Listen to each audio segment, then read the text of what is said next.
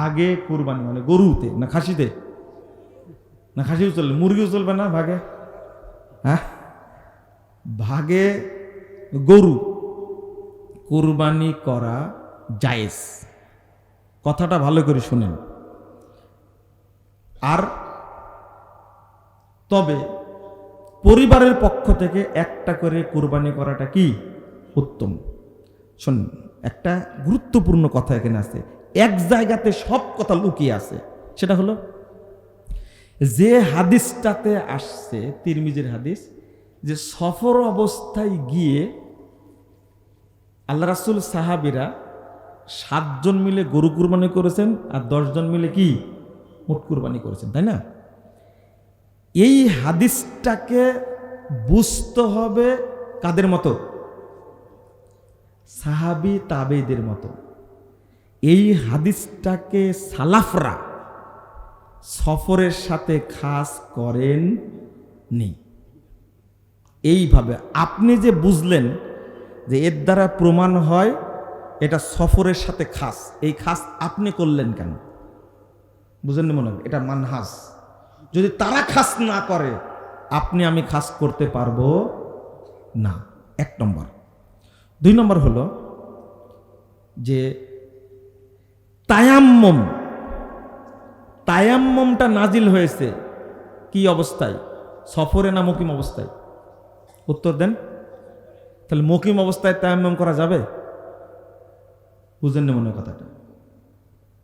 উত্তর দিন না, বুঝলেন না? সফর অবস্থায় যেহেতু তায়াম্মমের আয়াত নাজিল হয়েছে, তাহলে বাড়িতে তায়াম্মম করা যাবে কি? যাবে না? যাবে না? যাবে না। তাহলে এটাও বুঝেছেন ভালো। আপনি অসুস্থ, পানি হাত দিতে পারবেন না, তায়াম্মম করা যাবে না? আবার বুঝে যাবে।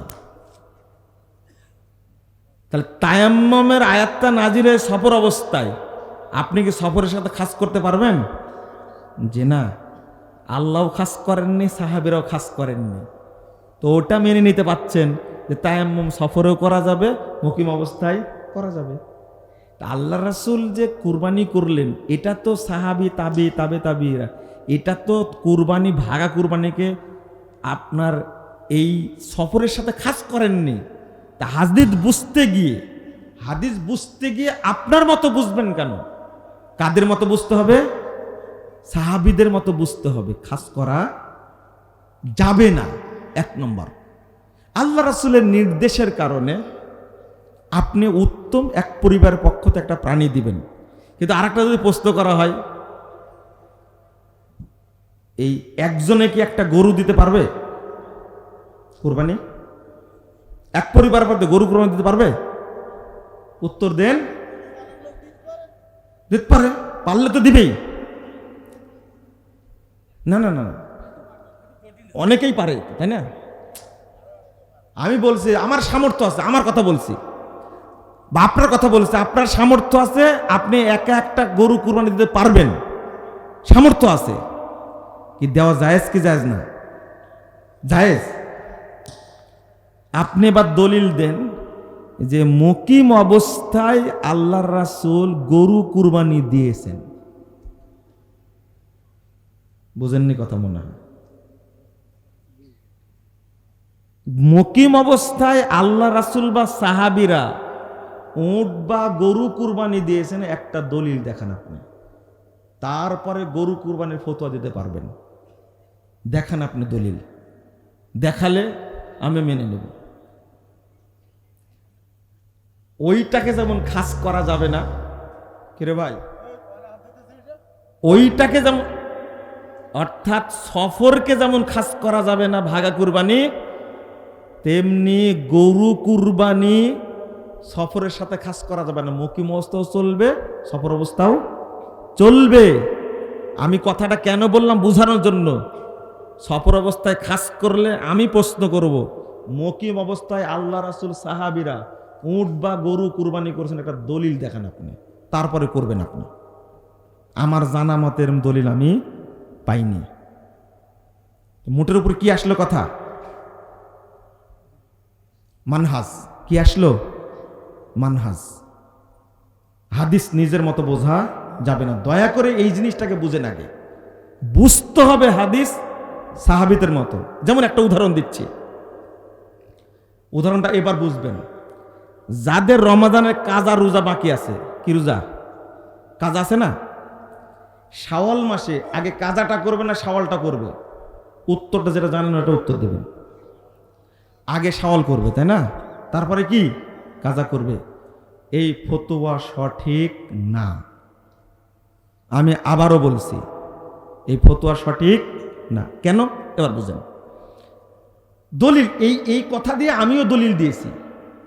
1950 নম্বর হাদিস সহিহ বুখারীর মধ্যে এসেছে, আপনারা বুঝবেন কথাটা। সেটা হলো মা আয়েশা রাদিয়াল্লাহু আনহা বলছেন যে আল্লাহ রাসূলের মৃত্যু পর্যন্ত আমি রমাদানের কাজা সিয়ামগুলো শাবান মাস ছাড়া আদায় করতে পারতাম না। অনুবাদটা বুঝেছেন তো, তাই না? তাহলে বোঝা গেল হাদিস থেকে মা আয়েশা রাদিয়াল্লাহু আনহা তিনি যেহেতু কাজা সিয়ামগুলো করেছেন কোন মাসে? ওই শাবান মাসে, পরের বছরে কি শাবান মাসে। সুতরাং কাজা সিয়ামটা রেখে দিয়ে শাওয়ালের সিয়ামটা করা যাবে। বুঝা গেল না? অথচ এই হাদিসের অর্থ এটা না। এইটা আপনি যেভাবে বুঝেছেন সাহাবীরা এটা বুঝেননি।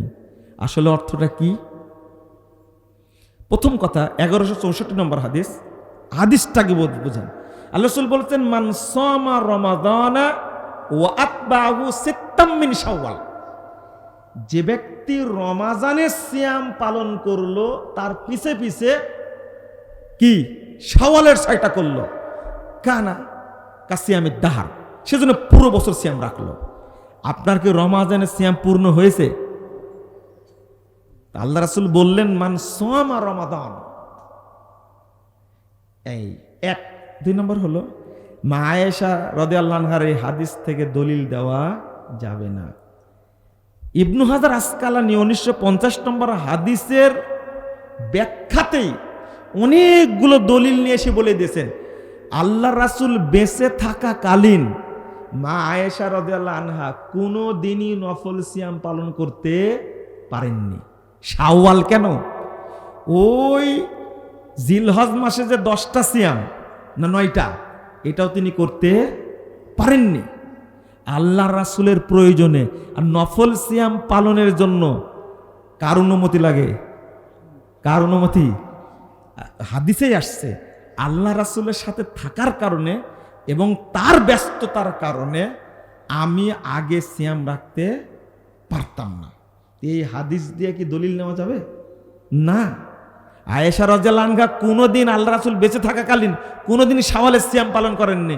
আপনার যুক্তি হলো কি জানেন? তাহলে কি আয়েশা কোনোদিনই শাওয়ালের সিয়াম পালন করেননি? কোনোদিনই কি বৃহস্পতি সোমবার সিয়াম পালন করেননি? কথা কি বুঝতে পারছেন? এই প্রশ্নটা তো ভুল। আপনি হাদিস খুললে তো বুঝতে পারবেন। তিনি নিজেই বলছেন আমি বেঁচে থাকাকালীন পারিনি, অর্থাৎ যখন মারা গেছেন তখন করেছেন। তাহলে এই হাদিস দিয়ে দলিল নেওয়া যাবে না। এই কথা তো আমার না, শুধু সব সালাফি বিদ্বান বলছেন, সৌদি আরবের ফতোয়া বোর্ড বলছেন যে আগে কাজা করা লাগবে। শাওয়াল মাস শেষ হয়ে গেলেও শেখ আলবানী বলছেন আগে কাজা করতে হবে যদি শেষ হয়ে যায়। শেখ বিন বাজ বলছেন একই কথা, শেখ উসাইমিন বলছেন একই কথা। আমার জানা নাই, শুধু সৌদি আরবের ফতোয়া বোর্ড বলছেন যে কেউ যদি শাওয়ালেরটা আগে করে আর যদি পরে কাজাটা করে তাহলে গুনাহগার হবে না, তবে শাওয়ালের সিয়ামের সে নেকি পাবে না। আমরা কিসের জন্য করি? নেকির জন্যই তো করি। তাহলে হাদিসটা বুঝতে হবে কাদের মতো করে? তা আজকে বুঝবেন কেন? আজ থেকে 800 বছর পূর্বে এই আলোচনাগুলো করে গেছেন ইবনে হাজার আসকালানী রাহিমাহুল্লাহ এবং দলিল পেশ করেছেন যে আয়েশা রাদিয়াল্লাহু আনহা আল্লাহ রাসূলের কারণে নফল সিয়ামটা পালন করতে পারতেন না। যখন একটানা শাবানের সিয়াম আল্লাহ রাসূল করতেন ওই ফাঁকে তখন কি করতেন? তিনি কাজা সিয়ামটা করতেন।